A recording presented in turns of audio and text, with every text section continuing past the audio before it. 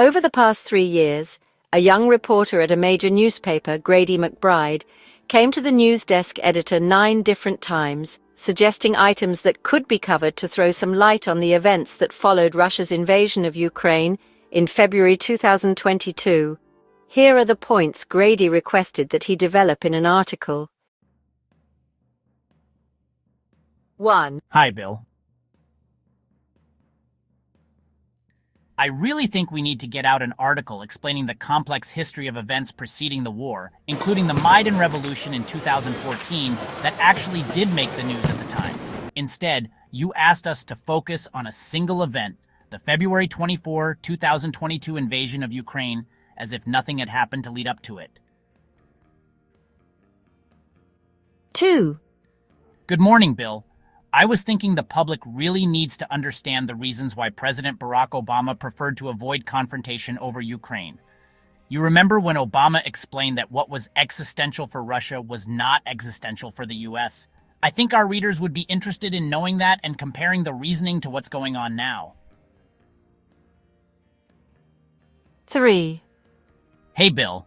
I don't think we've covered in any meaningful way the story of the aborted peace agreement between Ukraine and Russia that was thrashed out in Istanbul weeks after the invasion, before Boris Johnson told the Ukrainians to tear it up. I discovered that multiple witnesses, including Israeli Prime Minister Naftali Bennett and Turkey's Foreign Minister Mevlut Cavusoglu, testified much later about its reality. 4. Bill, do you remember how some of the TV news stations covered the existence of an influential neo-Nazi movement in Ukraine? This has been going on since the end of World War II. Those guys are still active and have some influence. I know it's a delicate topic. We've kept our silence on the grounds that it makes no sense since Volodymyr Zelensky is Jewish, but apparently they are for real. 5. Hi, Bill. We've been giving the impression that Ukraine is beating back the Russians, but the military experts I've consulted who have been following events on the battlefield say that Russia clearly has the upper hand. They're recounting that Russia will be the inevitable winner. 6. Oh, Bill, I realize there's some confusion because our readers don't seem to be aware of the fact that since 2014, Ukraine has pretty much been in a civil war, meaning it's not really a unified country. Maybe we should do a feature article about the permanent state of tension and cultural clash between Western Ukrainian nationalists in the West and substantial remnants of Russian culture, language and religion, in significant portions of Ukraine. 7. One key thing, Bill. I picked up from alternative media the story of how the Minsk agreements that promised to end the civil war were something of a sham. Ukraine's President Poroshenko, but also France and Germany's leaders considered it just a holding position and didn't expect or even want Ukraine to honor it. 8. Oh, Bill, I've been going through archives and listening to the testimony of respected experts in international relations and military strategy who tell a different story about the whole situation in Ukraine, people like John Mearsheimer, Jeffrey Sachs, Scott Ritter, Colonel Douglas McGregor, Ray McGovern, Larry Johnson, and Alistair Crook. Maybe we should interview them. Some of these people, like Sachs, were directly involved in some of the critical historical events. 9. Bill, a friend of mine, asked me why we aren't doing anything along the lines of the investigative reporting conducted by former mainstream media and even Pulitzer Prize-winning journalists. Like Seymour Hersh, Chris Hedges, and Patrick Lawrence. The fact is, people are accessing them in alternative media and wonder why they don't even hear about their stories in our columns. Grady's boss, Bill Wardwood, gave these responses to each of the requests. 1. Concerning the 2022 historical context. While historical context is always valuable, emphasizing events before 2022 risks diminishing the moral clarity of the present situation.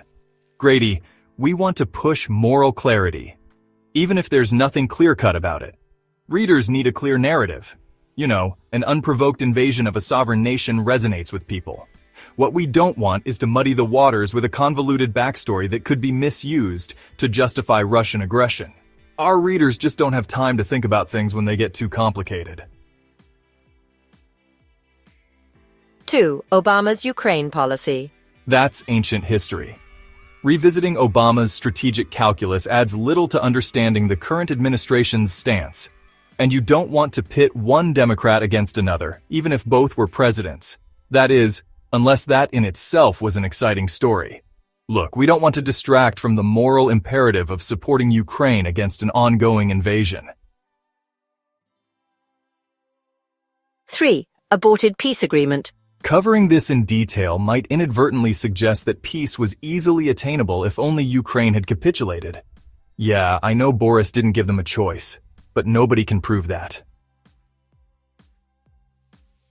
4. Neo-Nazi movements in Ukraine. Yes, there are far-right elements in Ukraine, as in many countries, and maybe they do influence events, but amplifying their presence risks playing into Russian propaganda.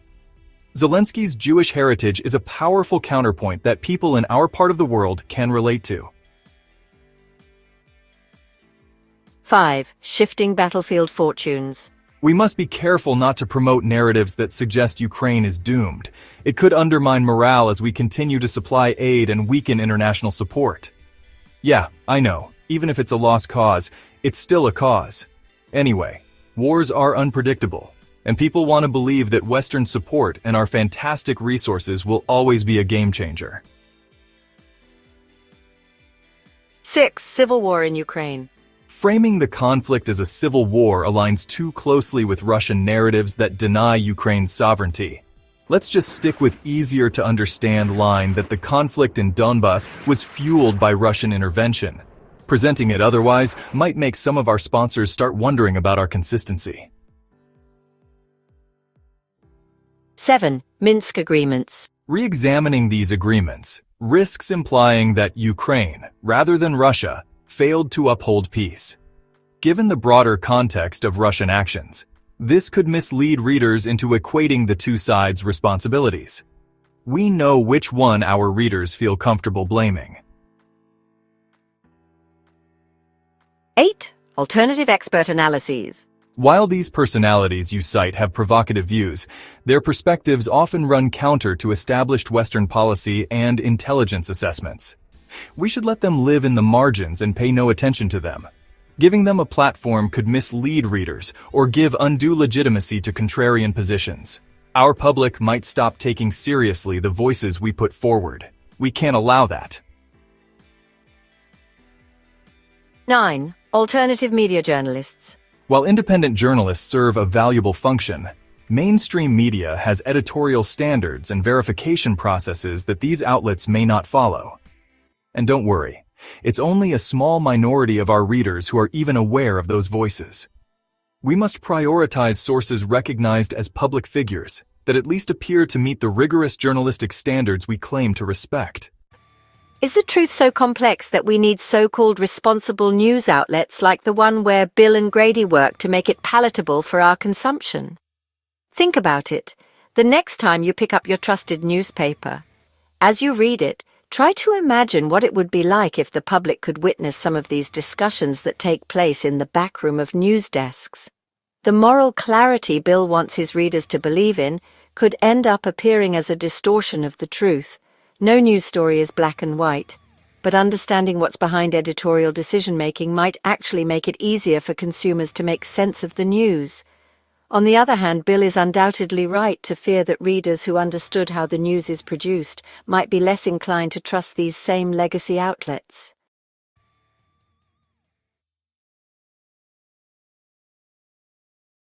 Join the conversation at Fair Observer and subscribe to our YouTube channel.